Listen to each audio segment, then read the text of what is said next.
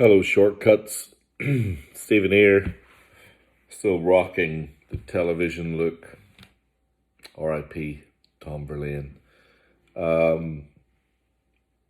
I have a selection of classic rock, metal, blues, and pop here that I'm quite intrigued to hear what you guys think about it.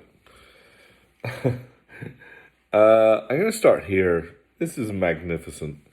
So, 1973, Grand Funk. Well, I guess it used to be Grand Funk America. Yeah, but you can see that. Can you see that matte gold record? Complete with a rather interesting inner image. Let's, we're an American band. Was their first number one in the US and kind of set them on their way. This Japanese first press comes with a 12-page magazine. It also is in translucent, I can see you, gold vinyl. That sounds bloody amazing. I played it earlier. And it comes complete with this. This is mystifying. This poster, just genuinely mystifying. If anyone can explain that to me, please do. Naked Grand Funk, first press, Japanese weirdness and brilliance. No other pressing had those surprise and delight features, and so yeah, happy to see what you all make of that. That's pretty fun, isn't it? Now, the surprises don't end there. Look at this, 1969. The Bee Gees, nominally a concept album. I don't think it quite worked out that way.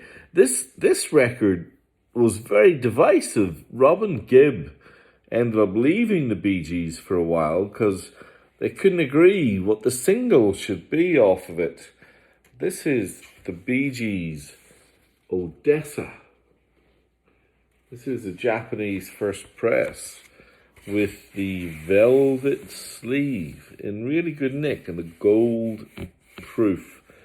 The Japanese orange inner also acts as kind of like a magazine with this magnificent central photo of the band.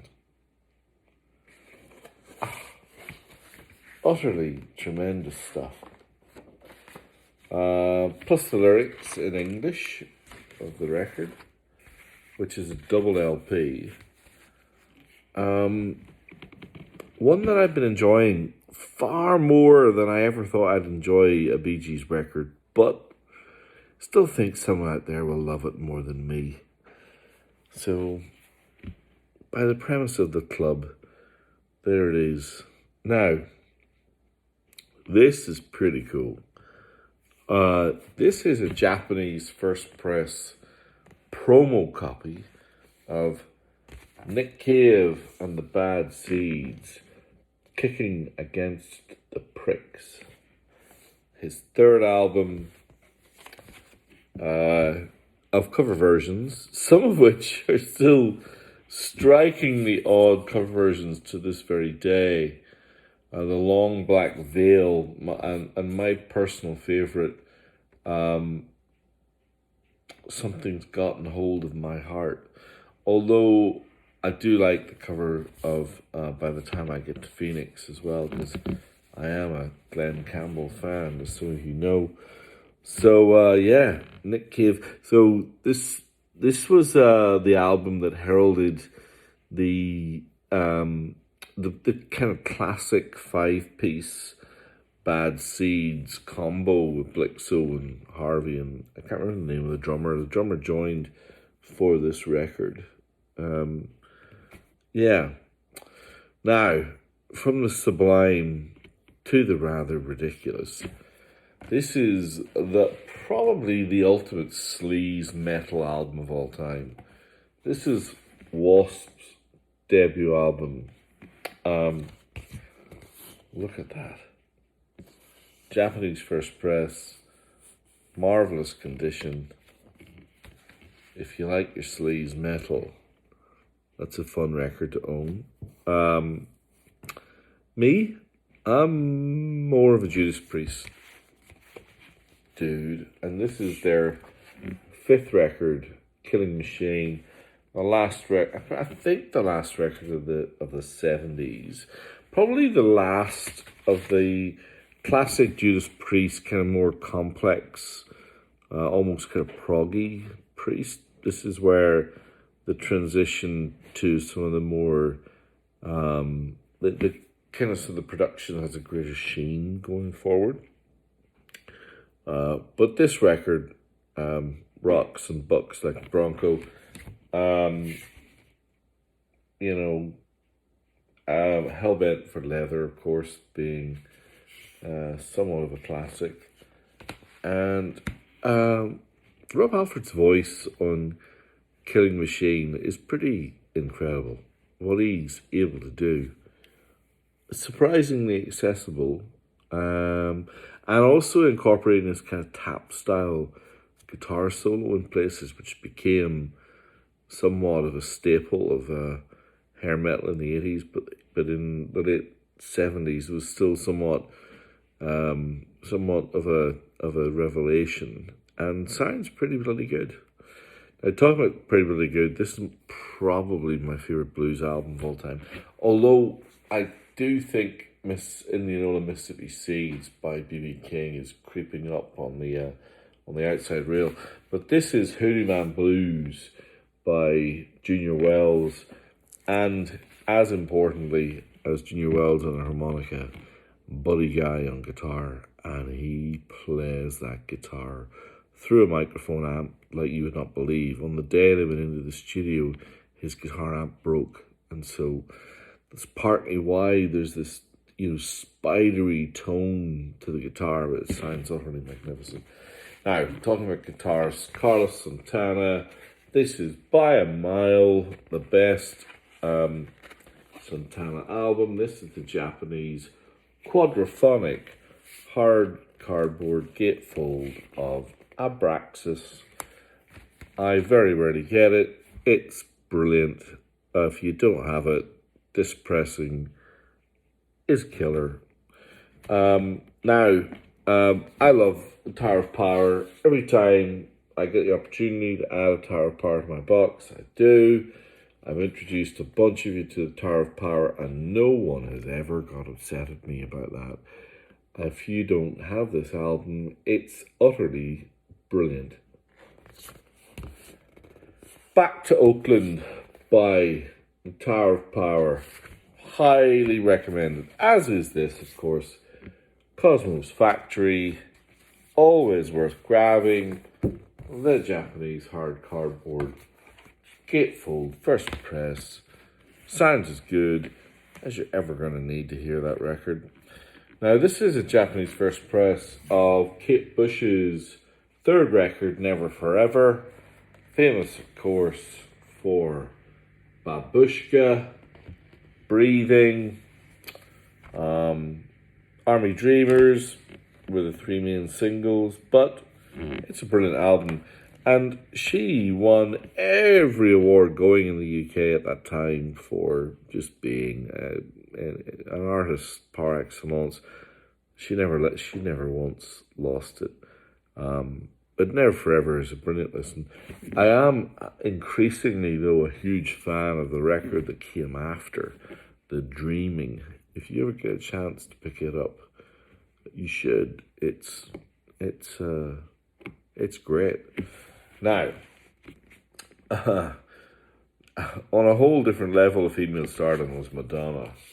And this is the Japanese first pressing of the soundtrack to Who's That Girl, featuring Causing a Commotion, The Look of Love, and some other artists. But really fun 80s record. in the pop realm. And what about this? Hello, I Must Be Going. Some classic 80s pop by Phil Collins. Now, this album has had myriad of pressings over the years. This is the one I have. I've never heard one better.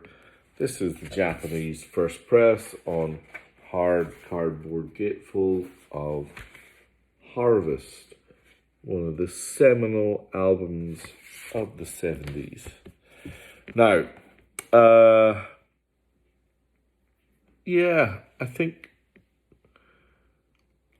this is, oh man, it's a big call, because Keith and Mick have made pretty decent kind of solo records off the back of the success of the Stones, but I think this might be the best of them.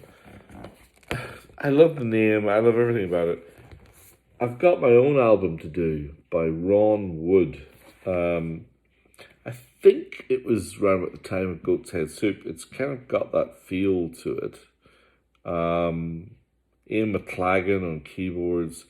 Keith giving backing support on guitar, of course. But yeah, it's a lovely bluesy record, more like the Faces and the Stones. Has a really relaxed vibe.